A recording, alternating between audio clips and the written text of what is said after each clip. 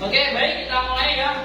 Assalamualaikum warahmatullahi wabarakatuh. Waalaikumsalam warahmatullahi wabarakatuh. Oke, selamat siang.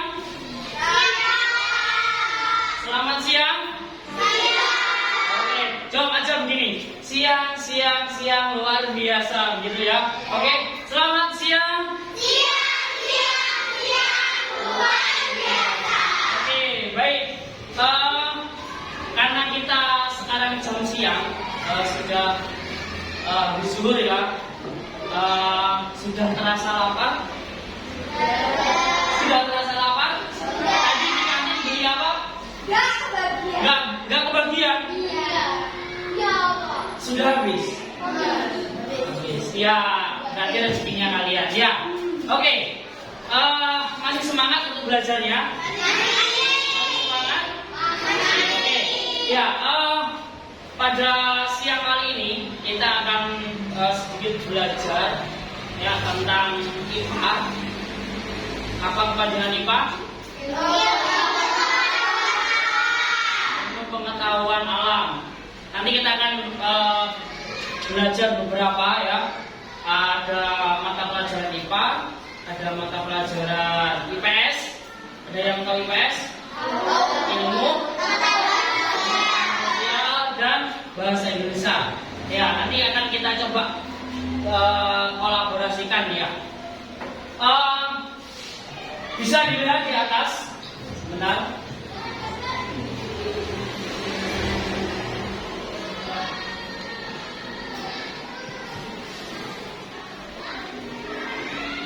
Oke, bisa dilihat di atas. Materi kita adalah perkembangbiakan bunga atau tumbuhan. Perkembangbiakan tumbuhan. Ada beberapa macam perkembangbiakan tumbuhan. Ya, perkembangbiakan tumbuhan itu ada yang pernah melihat cara tumbuhan itu berkembang biak. Ada yang pernah? Ada yang pernah? Di rumah, di sekolah, atau di manapun? Pernah mengamati bunga? Mengamati bunga pernah? Bunga itu, misal ya, jenis bunga yang biasanya ada di rumah itu bunga apa aja? Bunga mawar, melati, jundrek. Bunga sepatu ada nggak? Ada. Bunga yang kayak trompet ada nggak? Bunga kamboja ada? Kalian pernah mengamati enggak? Pernah mengamati bunga tersebut? Cara tumbuhan itu berkembang biak bagaimana? Kalau hewan berkembang biaknya kan sudah jelas, laki-laki sama perempuan ya melakukan sesuatu gitu kan untuk berkembang biak. Kalau tumbuhan ada yang pernah? Apakah tumbuhan itu ada laki-laki atau perempuan? Ada? Cara membedakan laki-laki dan perempuan tumbuhan?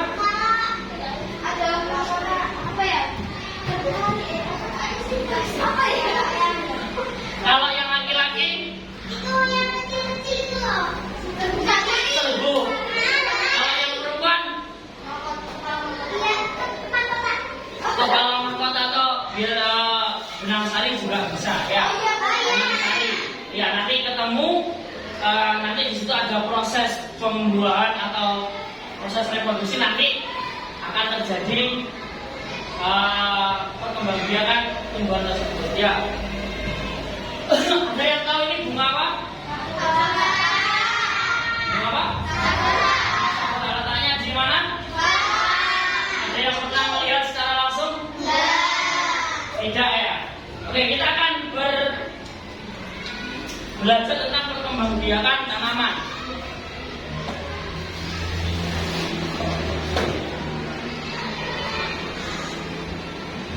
Ada salah satunya ada perkembangbiakan generatif pada amniosperma.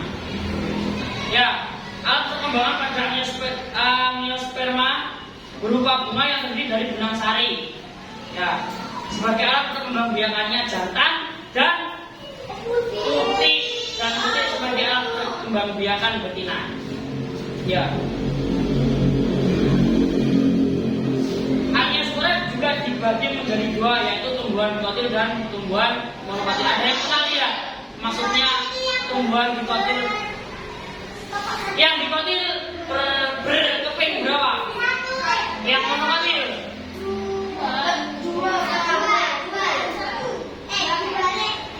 Yang dikotil berapa? Yang berkeping, yang dikotil itu berkeping? Dua. Yang monokotil? Ada yang sudah punya gambaran, maksudnya keping satu, keping dua itu bagaimana? Kayak kacang bilang gitu Pak.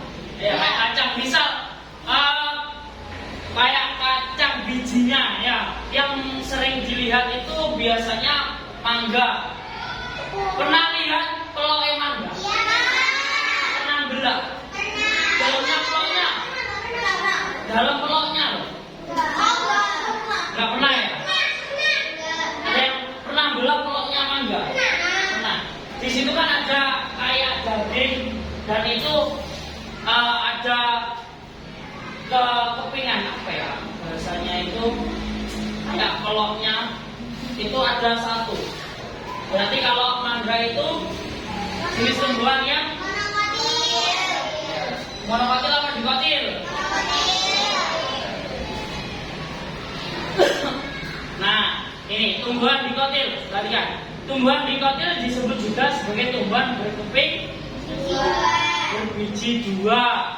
Salah satu ciri khasnya yang menonjol dari tumbuhan dikotil ialah terdapat sepasang daun terbentuk dari biji sehingga anggota gampang terbelah menjadi dua. Cirinya tumbuhan dikotil itu adalah akarnya. Salah satu akar tunggang itu seperti apa? Akar tunggang itu punya satu akar yang besar, yang menancap dalam, itu namanya akar tunggang. Kalau misalkan akar serabut,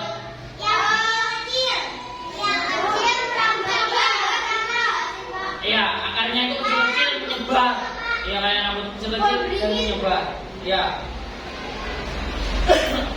Ini tumbuhan monokotil disebut juga tumbuhan yang berkeping biji satu. Salah satu ciri khasnya menonjol dari tumbuhan monokotil ialah memiliki satu kotiledon, akarnya berserabut serta batangnya tidak bercabang. Oke, ini salah satu ciri tumbuhan dikotil dan monokotil. Yang pertama, perhatikan di atas, tumbuhan dikotil, yaitu kotiledon. Ya, kotiledonnya itu berkeping dua, gitu loh. Yang kayak begini itu. Jadi itu nanti akan membentuk, kalau sudah muncul akan membentuk seperti daun. Seperti daun nanti.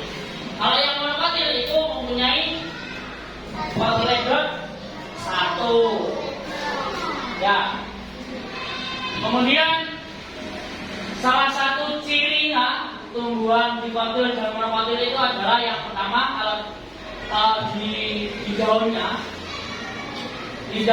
itu yang dikotil itu biasanya bentuk daunnya itu mengirit atau menjari. Kalau menjari itu seperti tumbuhan apa ya? Pepaya. Terus kalau yang monokotil, yang berkeping satu, biasanya daunnya itu berbentuk sejajar atau melengkung. Ya.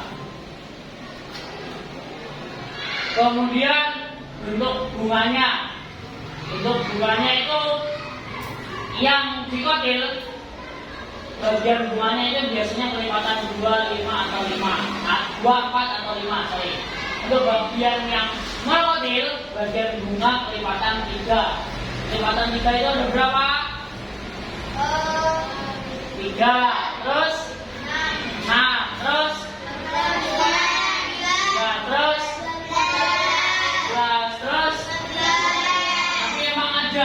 puluhan atau bunganya yang sampai di atas 10 ada? Nah, lihat. Nah, ya. Oke, yang selanjutnya adalah ciri khasnya, terus selanjutnya adalah akar tunggang. Ya, akar tunggang itu ada satu akar yang nancep ke bawah, bisa nancep ke bawah sampai biasanya sampai di bualan banget. Baru kalau misalkan yang akar serabut itu akarnya kecil-kecil, tipis dan menyebar. Gitu.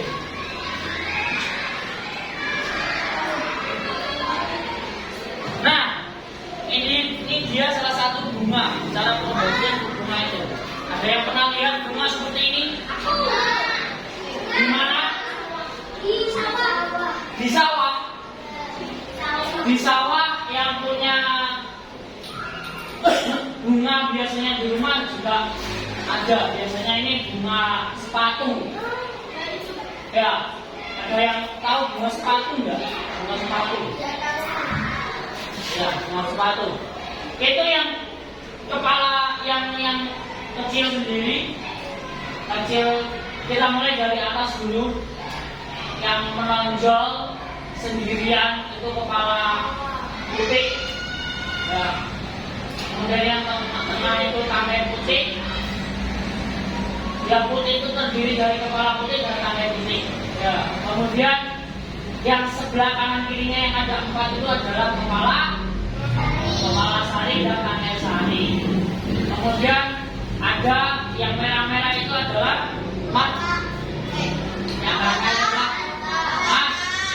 mahkota. Kemudian yang tengah bundar itu ada bakal buah. Nanti yang akan diproduksi dari yang jantan ketemu dengan betina, nanti bakal buahnya itu yang akan terjadi. Kemudian nanti akan jatuh, kemudian akan bertumbuh.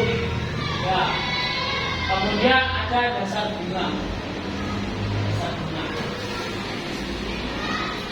Itu. Diingat-ingat ya, diingat-ingat bentuk gambar darah seperti ini.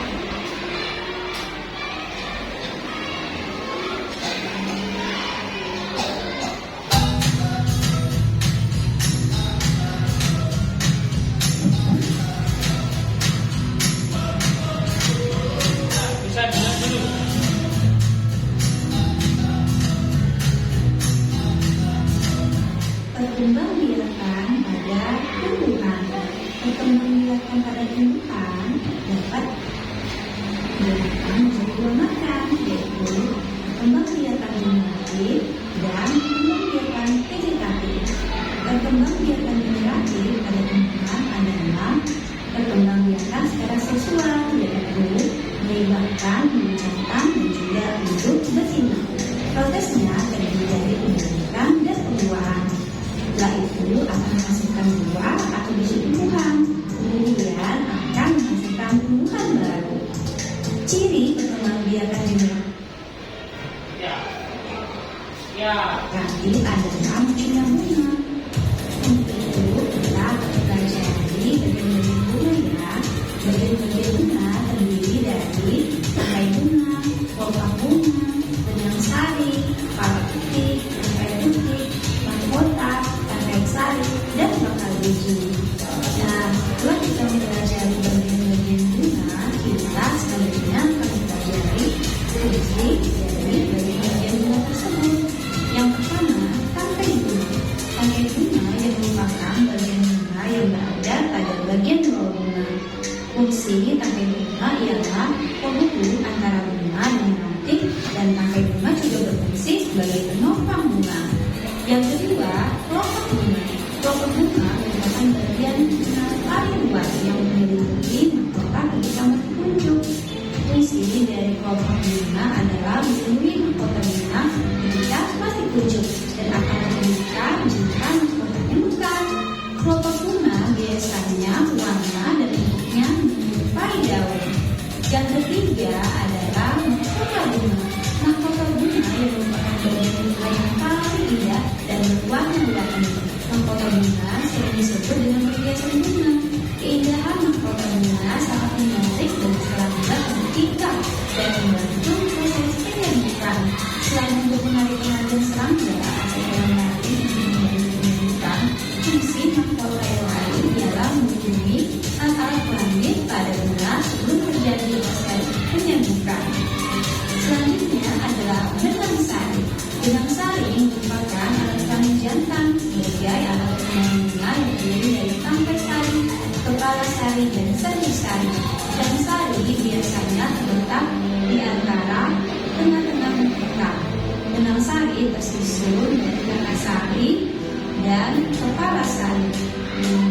Bagian bunga berikutnya yaitu putih. Putih merupakan alat kelamin bunga pada bunga. Putih terdiri dari tangkai putih, kepala putih, dan bakal buah. Ujung putih disebut sebagai kepala putih. Bagian putih yang panjang disebut tangkai putih. Putih merupakan bagian bunga yang paling dalam letaknya. Fungsi kepala putih adalah sebagai tempat meletaknya serbuk sari yang jatuh di bunga. Sementara tangkai putih berfungsi untuk menghubungkan kepala putih dengan bakal buah. Perkembangbiakan generatif atau seksual diawali dengan penyerbukan. Penyerbukan adalah proses jatuhnya serbuk sari ke kepala putih yang dibentuk dan kelamin betina. Proses penyerbukan diawali dengan jatuhnya serbuk sari di kepala putih. Di setiap serbuk sari tersebut terdapat sel kelamin jantan atau spermatozoid yang akan bersatu dengan sel telur. Setelah itu, sel kelamin jantan akan bersatu dengan sel telur di dalam ruang bakal biji. Proses ini disebut dengan pembuahan. Akhir dari proses penyerbukan ini akan menghasilkan biji yang menjadi calon tumbuhan baru.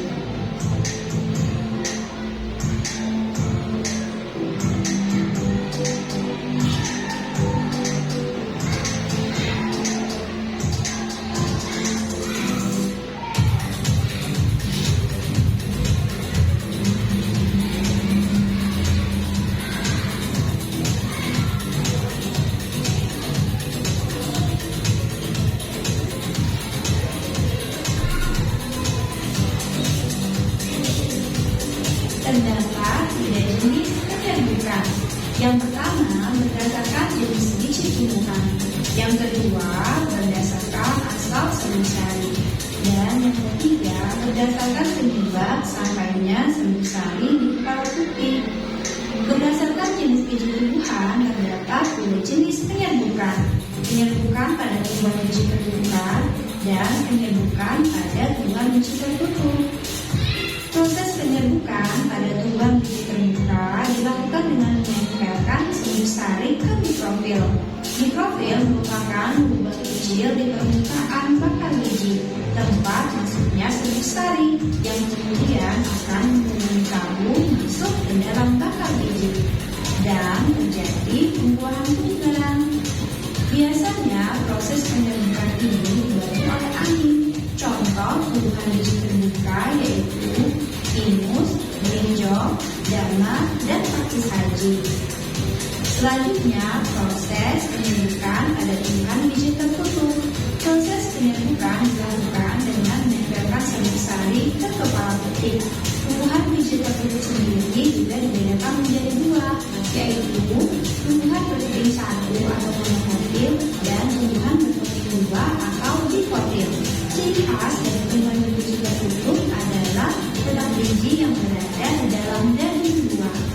Contoh tumbuhan berbiji tertutup antara lain jagung, padi, mangga, pepaya, durian, ubi kayu, nangka, kacang tanah, tomat, jeruk, tebu, kopi, pisang, dan masih banyak lagi. Penyerbukan berdasarkan asal serbuk sari dibedakan menjadi 4 macam. Yang pertama, penyerbukan sendiri. Yang kedua, penyerbukan silang. Yang ketiga, penyerbukan tangga. Dan yang terakhir, penyerbukan basah. Penyerbukan sendiri atau origami, proses penyerbukannya terjadi pada satu bunga yang sama, baik serbuk sari dari bunga sari dan kulitnya, sama-sama dari satu bunga yang sama. Penyerbukan silang atau origami, proses penyerbukannya berasal dari hubungan yang berbeda tetapi satu jenis. Penyerbukan tangga diotonomigami, proses penyerbukannya berasal dari proses yang berbeda namun masih satu individu atau satu tumbuhan. Yang terakhir, penyerbukan bastar merupakan proses menempelnya serbuk sari dari satu bunga ke bunga yang lain dari tumbuhan yang berbeda. Penyerbukan berdasarkan faktor penyebab sambalnya serbuk sari di kepala petik dibedakan menjadi 4 macam, melalui bantuan angin, bantuan air, bantuan hewan, dan bantuan manusia. Penyerbukan dengan bantuan angin atau anemogami, proses penyerbukannya dibantu oleh angin. Jadi angin membawa terbang serbuk sari dari bunga yang satu sampai akhirnya menempel ke bunga yang lain.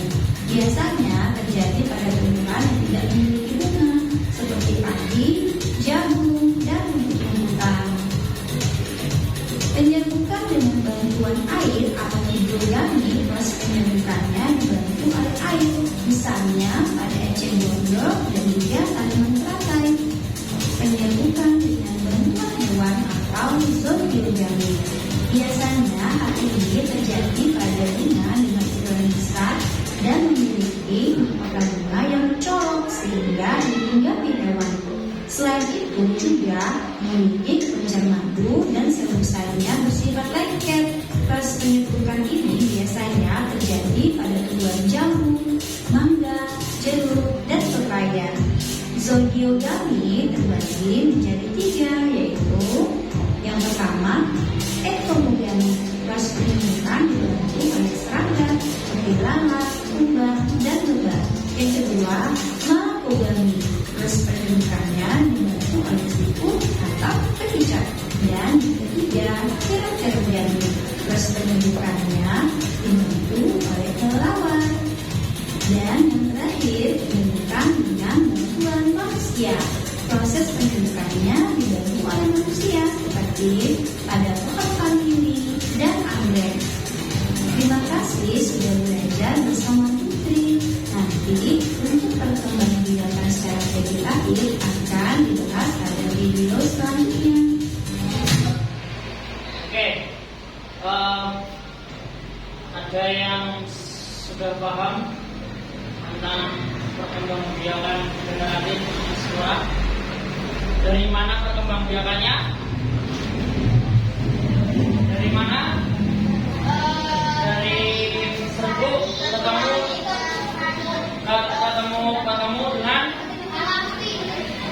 ketemu dengan kepala putih. Nanti kalau sudah, nanti bijinya itu akan jatuh kemudian akan tumbuh. Gitu. Nah, bunga yang biasanya itu berada di Indonesia juga. Di negara-negara ASEAN seperti ada negara ASEAN? Ada berapa negara ASEAN? ASEAN, negara ASEAN. Ada apa aja? Indonesia, Malaysia, apa? Korea, Cina, Barat. ASEAN ya, bukan Asia. ASEAN, negara ASEAN. Negara ASEAN.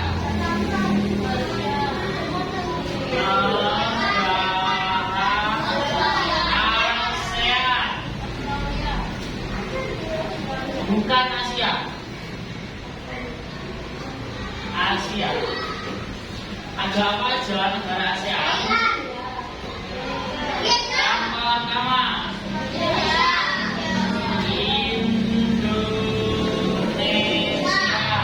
Yang kedua, Malaysia. Apa? Vietnam.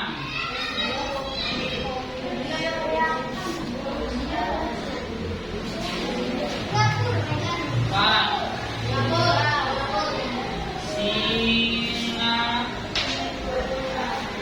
Singapura. Lima. Thailand.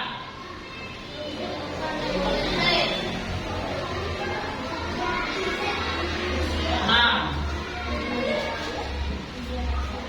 Apa lagi? India. Bukan. Bukan. Kamboja. Negara ASEAN itu negara tetangga, negara yang di dekatnya Indonesia, ya, di bagian timur Asia, timur tengah. Bali, Brunei, Darussalam,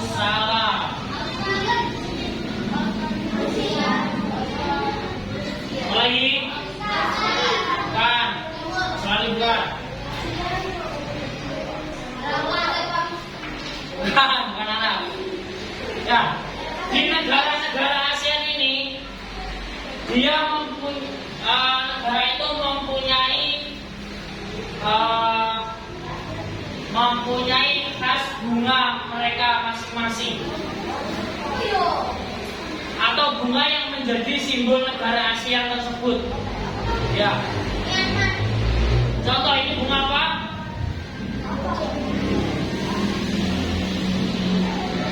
Bunga anggrek.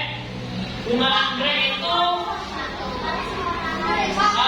menjadi salah satu ciri khasnya bunga, simbol bunga yang ada di Indonesia. Ya. Rafflesia itu bunga yang ada di Indonesia, bunga terbesar. Bunga Rafflesia. Kemudian Malaysia. Di Malaysia itu punya bunga namanya bunga raya. Kalau di kita sepatu. Ya, bunga sepatu biasanya di kita. Di negara Malaysia itu bunga yang menjadi simbolnya adalah bunga-bunga. Kalau di sana namanya bunga raya. Itu Malaysia. Kemudian Singapura ada bunga anggrek, panda, Miss Joaquim. Miss Joaquim. Oh, kelihatan mana enggak? Sama bunganya? Anggrek, panda, Miss Joaquim. Ya, itu namanya sana. Anggrek, sama-sama anggrek.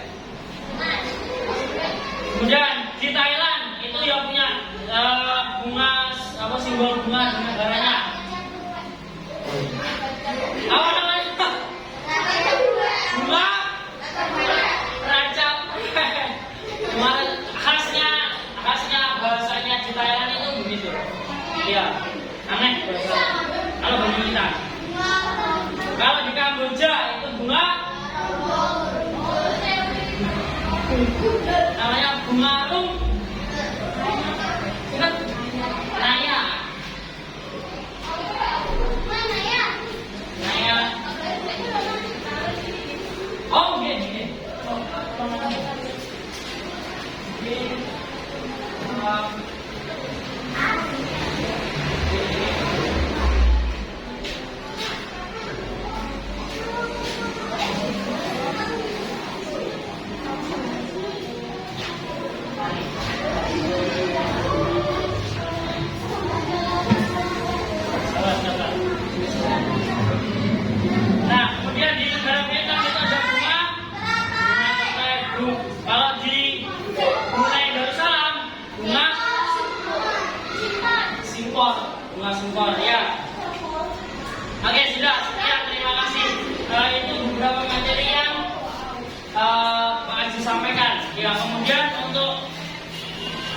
sebagai bahan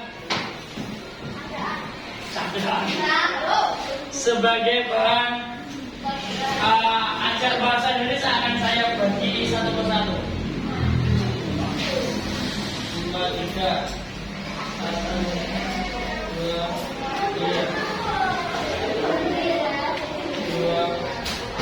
3,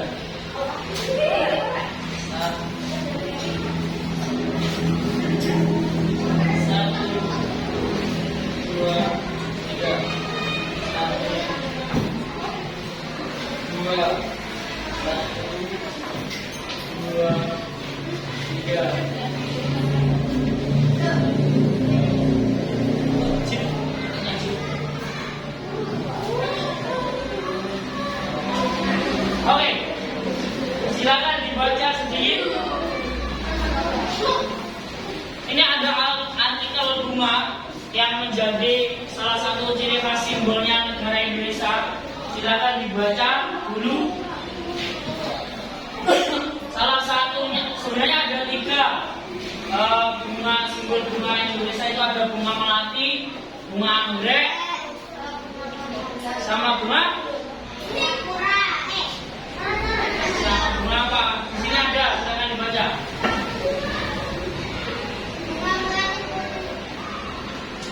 Melati.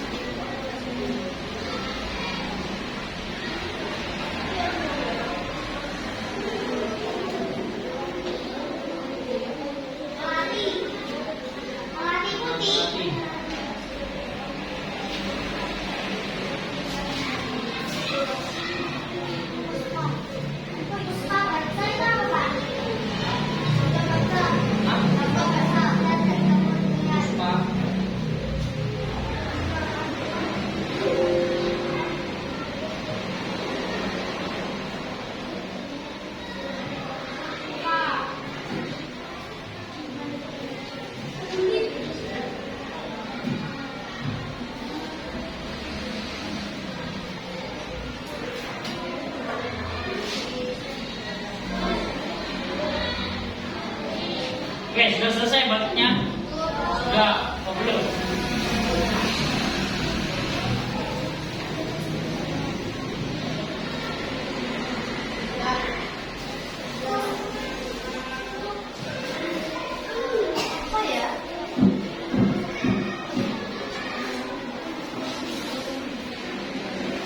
Dibaca aja dulu. Nanti silakan dicari maksudnya bacaan ini itu apa. Sudah. Maksudnya dari artikel ini apa? Inti dari artikel ini. Ini dari artikel ini adalah memberikan pengetahuan kita tentang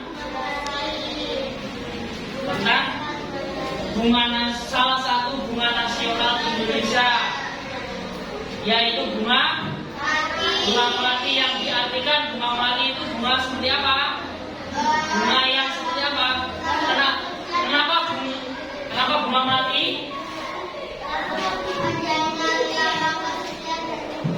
Menjadi lambang kesucian dan kemuliaan negara Indonesia. Oke, sudah. Yang terakhir, tugas yang terakhir, silakan menggambar-gambar ini. Dibaliknya, silakan digambar. Pakai pensil nggak apa-apa, pakai pulpen nggak apa-apa, sebagusnya. Yang punya warna diwarna nggak apa-apa, yang tidak punya warna ya harus pakai pulpen atau telat saja. Oke. Silakan digambar.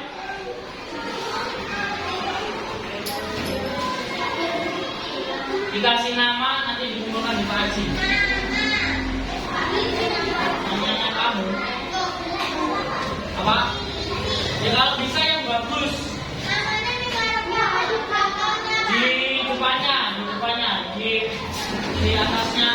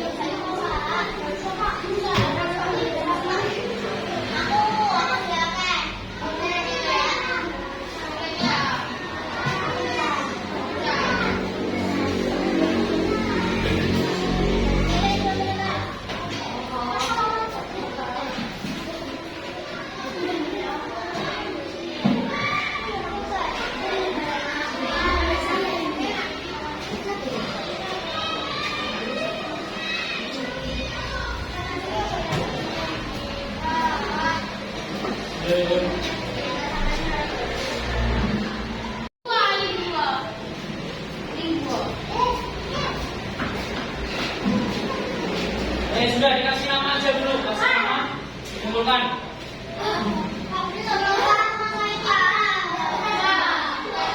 Nanti tak kasih, nanti tak kasih.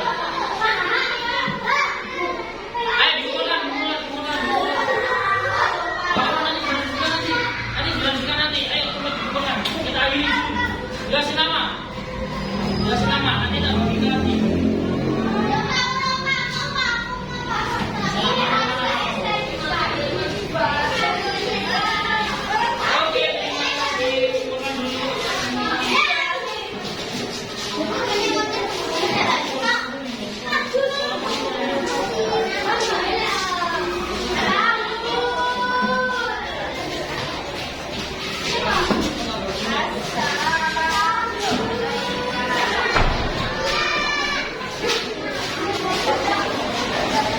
Oke, silakan duduk. Oke,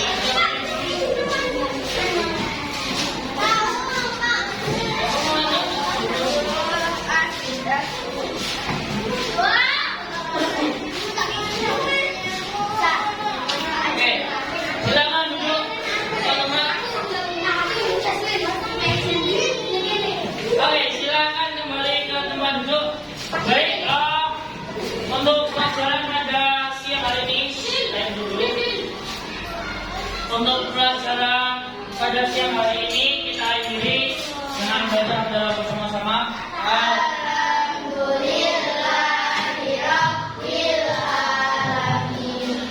Kurang lebihnya wajib mohon maaf yang sebesar-besarnya. Kasih akhiri.